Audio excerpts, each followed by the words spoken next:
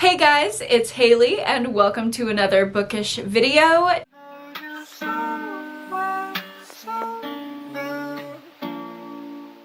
Today we are getting into my top 10 books that you need to read before you die. Now, I've done videos like this before. I have my top 10 thrillers that you should read before you die and my top 10 horror books that I think you should read before you die, but this is just going to be books in general. Basically, if you could only take 10 book recommendations from my channel, which 10 should you prioritize? I'm going to give them to you across all genres.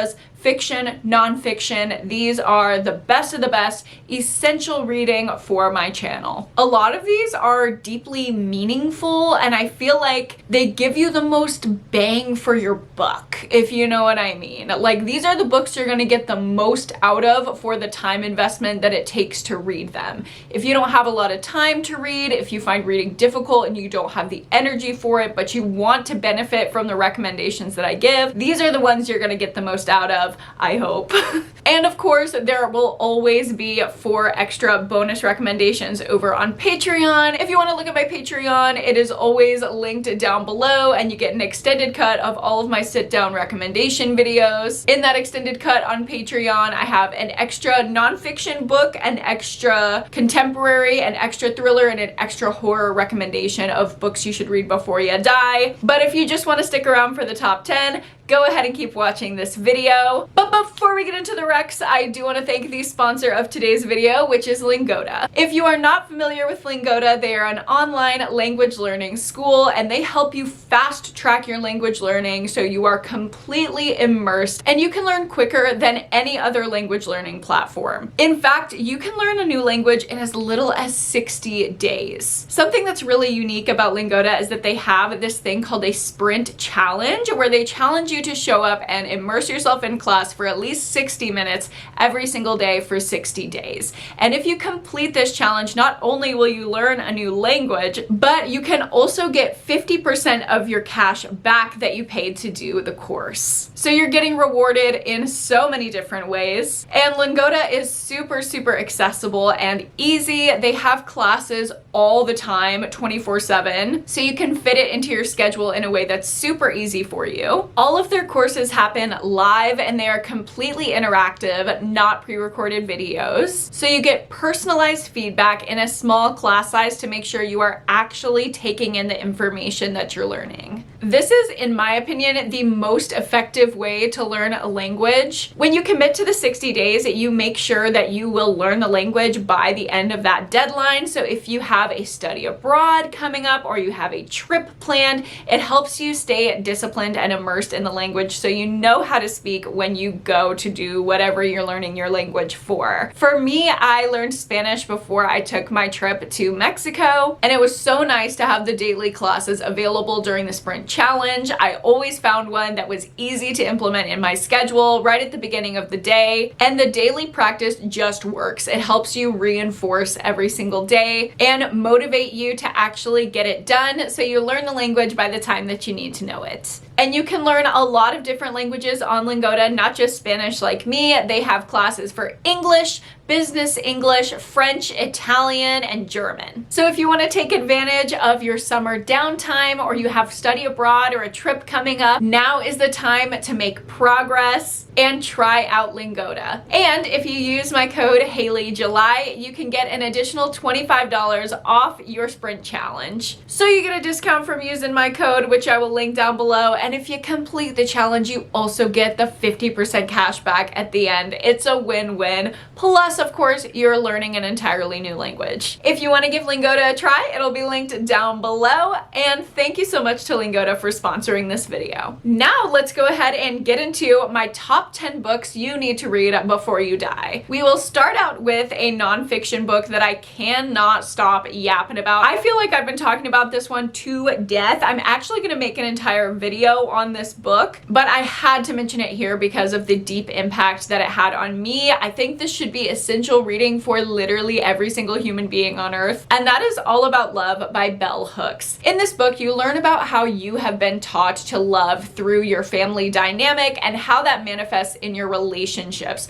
not just with partners, although that is the main lens, but also in your friendships, in your family relationships currently, and most importantly, with the relationship to self-love that you have internally. Bell Hooks is really great at going through all of the attachment psychology in a really digestible, approachable way that still has a great level of emotional impact, and she gently teaches you how certain patterns can manifest in attachment relationships. It's really, really beautifully done, and it taught me so much. This is probably the nonfiction psychology, self-help kind of book where you will get the most bang for your buck. If you're wanting to understand why you love the way you love, or why you've been loved by people in a certain way in the past, this will let you know why and gently help you learn how to undo some of those things and differentiate from the way you learned how to love to be more true to the way that feels authentic to you. If you're gonna take one nonfiction rec from me, let it be this. Know that I'm gonna make an entire video about everything that I learned from this book, and I just think you can't skip it. It's incredible. Next up, let's get into a contemporary book. It's just a general fiction book, but I honestly think this would be good for all readers. It's darkly funny, it's really sarcastic and over the top, but it's also like startlingly real, and it has some great pacing and amazing twists for thriller readers, and that is Eleanor Oliphant is Completely Fine by Gail Honeyman. I picked this up on a whim, and this was actually the book that helped me expand my reading taste beyond just thrillers. I didn't know that just a general fiction contemporary story could read like a thriller and have that like pacing and big reveal that I'm absolutely addicted to when I'm reading thriller and horror. This does that in such an emotional way, and it just struck me. It is truly phenomenal, and I don't think it gets enough hype. It's also the book that got my mom back into reading as an adult, so it is just really close to me and my mom's hearts. And basically in this book, we are following this woman named Eleanor, and she has a pretty small life, but she doesn't have a problem with that. Like, she likes her little home, she likes her little job, she likes having a pretty small circle of acquaintances and not very deep relationships. She's just satisfied. She's fine. She's content, but she's not really living a deliciously indulgent life that she's obsessed with. And she honestly doesn't have the motivation to live a life like that until she meets someone, and for some reason she wants to have a deeper relationship with him than she's ever wanted to before. So we follow her story as she's kind of grappling with this, and she's learning more about herself and her history and why she is the way that she is. She has to confront some huge things, and again, it's like that perfect balance of darkly funny and startlingly relatable. I would say if you like books by Emily Austen and Taylor Jenkins Reid, you will love this book. It's kind of a perfect marriage of those two authors. The pacing's incredible, the reveal's incredible, and it has this deeper meaning that just sticks with you. It's all over. One of the best books I've ever read. Next up, you know I had to put a horror book in here, and that is Such Sharp Teeth by Rachel Harrison. If you're going to read one horror book that I recommend you, let it be this. I went into this thinking it was just gonna be like a fun little girly pop modern werewolf story, and by the end of it, I was in shambles. This book completely broke my heart and put it back together again. We're following a woman who has to go back to her little hometown to help her sister out, and while she's there, she gets triggered, okay? I think we can all relate to this. You know, just your hometown in general can trigger you, but especially like being around your family, being around old friends, people from your past, it dredges stuff up. And when this main character's stuff gets dredged up, she suspects that she is turning into a werewolf, and we follow her as she has has to grapple with all of that. Some of the trauma that gets dredged up as she is turning in the night is some sexual assault trauma. So I definitely would look at trigger warnings before you get into this, because that is the crux of the metaphor of this book. And it can be difficult to read, but for me as a survivor myself, it was just extremely validating. Sometimes it does feel like I'm turning into a werewolf into the dead of night when I'm hit with overwhelming rage and fear and all of this trauma just coming back up. It literally feels like it turns me into a monster sometimes, and I've never read such heart-wrenchingly accurate representation for my own experiences until I read this book. I think this work of fiction is so important. The metaphor gave me so much understanding and empathy for myself. I could literally cry while I'm talking about it, and I actually, when I met Rachel Harrison, I did cry talking about it with her.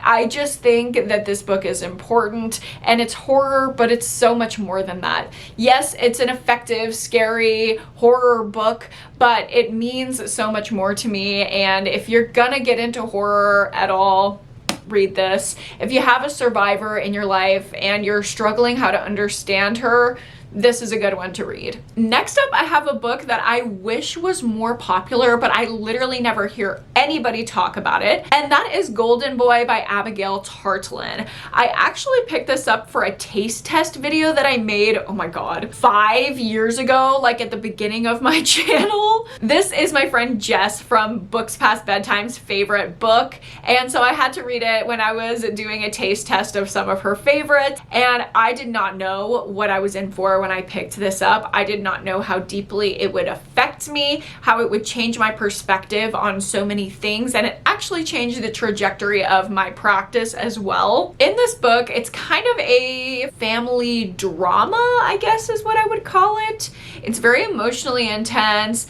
Lots of big reveals, strong emotion, but it's kind of driven by the drama that happens in this family as one of the children is grappling with their gender identity. One of the children was born intersex, and we see the way that their reckoning with this affects the entire family. You feel empathy and understanding and a connection to every single character, even the ones that react in my opinion, really abhorrent ways. But ultimately, you are just pulling for this main character. I've never had a book inspire such deep empathy for me. Like when I finished this book, it made me want to like go out and make a change. I literally started looking into how can I as a trauma therapist help intersex people in my area. Like it diametrically changed me. It is amazingly done, and I think this is why fiction is important. It can put you into the shoes of someone that you probably have never thought to relate to. The way that it's written is just phenomenal. The characterization is amazing. It is unputdownable. Once you start it, you can't stop. I mean, I remember at one point I was listening to this audiobook, literally just laying in my bed, staring at the ceiling, unable to stop it. And I just kept having to pause it and like do this and like reckon with what I was hearing. The story is amazing, and I really wish more people would read this one. Next up, let's get into my jam, which is another thriller that I think is essential reading, and that is Razorblade Tears by S.A. Cosby. This is one of my favorite books of all time, point blank period. It does the same thing as Golden Boy, where it's a really entertaining read. It's just a well-written book all the way through. Like it hits marks, it's fast-paced, the reveals are crazy, but it's also so much deeper than that. The meaning of this book is, oh my god, it just makes my heart lurch. And it does the same thing where it gives you a sense of empathy for people that you might not have thought that you could empathize with. This is the story of two guys who are trying to grapple with the fact that their sons are gay, or I should say were gay, because their children were gay and in a relationship together, but they were unfortunately murdered in a homophobic hate crime. And even though these dads like didn't agree with their lifestyle, they end up wanting to avenge their son's deaths. So they team up together and they decide to get revenge for their sons. And these two guys are totally different. One is black, one is white. They're from different places. They don't understand each other. They don't agree. And that's the thing, is you're just like along this fast-paced, high-octane, heart-pumping thriller ride with them, and you're also witnessing them try to understand each other, and along the way you're finding understanding for them as well. There's so much empathy in this book alongside so much grit and darkness and just like fast-paced thriller feeling. It's the best balance, and it just kept me flipping pages all the way until the end. I'm obsessed with this book and I think it's important. Next up, I have a classic recommendation to share with you, and that is The Bell Jar by Sylvia Plath. I know this one's a little bit basic, but I had to put it on here because this is the book that I probably think about more often than any other book. I probably talk about this book in therapy every other week. In this book, we are following the unraveling of a young woman. She is grappling with things that she thinks are really bad because everyone around her is telling her that they're really bad. Really, with fresh eyes, with our lens from today, we can see that she's totally dealing with developmentally normal things, but it's so highly stigmatized in this book that she ends up going off the deep end. And it's a character-driven story where we're just on that ride with her, experiencing her, reckoning with her own mind, and also reckoning with other people's reactions to her mind. It is just really, not to sound trite, but the experience of being a girl. This is being a girl in a book form. I mean, come on. The fig metaphor, that I could dedicate an entire video just to the fig metaphor. Okay. If you haven't read this one, this is the classic. I think it's really relevant to today and the things that we face as women, especially today. If you want to experience a little bit of understanding and empathy for yourself, this is the one. Next up, I have a memoir recommendation for you, and that is Crying in H Mart by Michelle Zauner. Now, I love Michelle Zauner because I love her music. She sings for Japanese Breakfast, and I've always loved her voice, her lyrics, everything. But reading her memoir, which is from the lens of processing the grief over her mother's death, it just gave me a whole new perspective, not only on her music, but her as a person as well. She talks a lot, like I said, about grief, but also about her cultural identity and about her mom coming over to the States and all the pressure that she felt as an Asian American woman, but also as the daughter of a really strong woman who she then lost. It talks about grief in a way that I felt was more helpful in my understanding of grief than any book that I read in grad school. She just does it in such a wonderfully emotional way. She puts her soul on the page, and I basically cried through the entirety of this audiobook. If you want to feel seen in your grief or in your reckoning with your cultural identity, I think this is a great one. I guess that I'm learning that what I think makes like a best book of all time that you have to read before you die is understanding experiences that are different from you, that also help you have empathy for yourself and your own experiences. That's kind of the theme of this video, and this book is like the poster child for that for me. Next up, let's get into some magical realism, because we all know that that is my jam. And I'm gonna talk about one book, but really I suggest that you read the whole series before you die, because every book in the series is so good. And that is Before the Coffee Gets Cold by Toshikazu Kawaguchi. In this book, we follow a magical cafe in Japan. It is so cute. It is so cozy. The characters are so quirky. They're just fun and easy reads, but they also have, again, the emotional depth to them, because in this cafe, there's a specific chair that when you sit in it, you can time travel. You can go into the past, you can go into the future, but the catch is that you can only stay in your time travel for as long as it takes for your coffee to get cold, and you cannot leave that seat the entire time. So you're bound to a very short amount of time and in one location, just in this cafe. And so it leads a lot of people to also think like, what is the point of doing this? Especially because, oh, this is a really important factor, that there's no like butterfly effect in this book.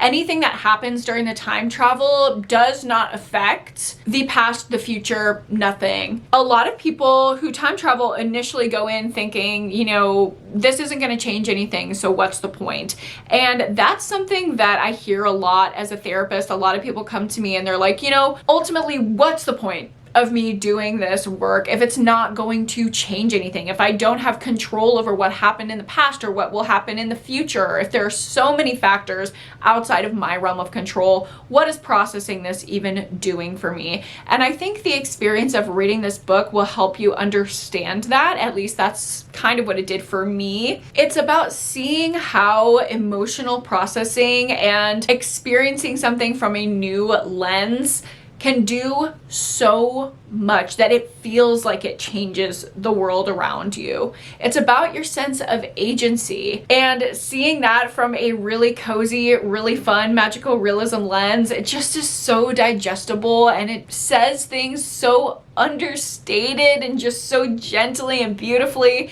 If I could marry a book series, I would marry these books. I love them so, so much. Getting into my last couple recommendations here, we are all over the map. Next up, I have a historical fiction. I don't even like historical fiction, which tells you how much I really like this book. It just made such a profound impact on me, and that is The Vanishing Half by Britt Bennett. This is another kind of like family drama story where we're following the trajectory of a set of twins who were separated at birth and raised completely differently. These twins are mixed. They had, I think, like a black mother and a white father, and one of them is white passing, so she goes on to live as a white woman. She's just like, you know what? I'm white. Nobody's gonna question my history, my past. I'm just gonna live as a white woman. And the other girl is like, well, I'm black and that's important to me, so I'm going to be proud of that and live as a black woman. And we see the differences in their trajectories and how colorism has such an impact on their experience. And as a white person, this just taught me a lot. Like, I feel like I'm pretty educated on racism and the impact of that, but I never really sat down and thought about colorism just because of my privilege. I never had to do that. And once I read this book, it affected me in such a profound way. I felt like I understood things that like I said, I just had the privilege of not understanding before. It talks about things in such the word I want to use is like bald. It's a very bald way of talking about it. It just kind of lays out like, these are the differences. And this idea of nature versus nurture is so endlessly intriguing to me. It really goes into that. Also, the story is just exciting. It's heartbreaking. It's heartwarming. It has the whole range of emotion. It has crazy reveals that happen within this family as we see these sisters come apart, come back together. It's deeply emotionally affecting. It's so profound. I know this like had its moment when it came out a few years ago, but it needs to come back around because y'all gotta read it before you die. And the last book I don't think will be a surprise to anyone. It is my favorite book of all time, the namesake of my book club over on Patreon, and the reason why I started my channel, and that is Pretty Girls by Karen Slaughter. This is not only my favorite thriller, but just my favorite book, point blank, period. It's a very intense,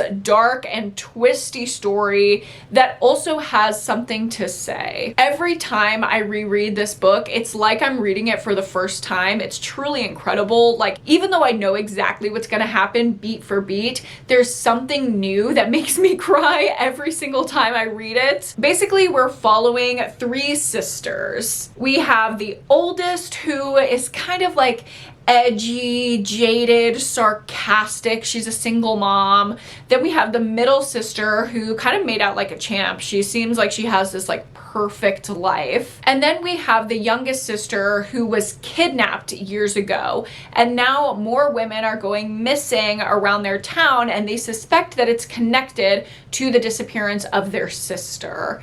And at the same time that this is happening, the middle sister's life, who's supposedly so perfect, is crumbling and just coming apart at the seams. And there's definitely a connection there. We see how this impacts the entire family. We go into themes of grief and betrayal, heartbreak, and how this affects a family dynamic. It is so twisty and dark. It's insane. It will leave you questioning everything. It will leave you in tears, and it will leave you obsessed. This is just simply the best book for me. I have a tattoo of this locket on the back of my arm, and there's a reason for that, because she is the one. And with that, that's gonna do it for my top 10 books that I think you should read before you die. If you're gonna take any recs from me, please read these. I hope you guys got some good recs from this video, and if you picked them up, you enjoy them. And if you enjoyed this video, go ahead and give it a like and subscribe to my channel if you haven't already. Thank you so much for watching. If you want more recs, remember those bonus recs in the extended cut are over on Patreon. That's always linked down below. And of course, don't forget to check out Lingoda. You can get $25 off with my code HaileyJuly as you start to learn a new language. And last but not least, don't forget to go to therapy and read a book this week. And I will see you guys in my next video. Bye!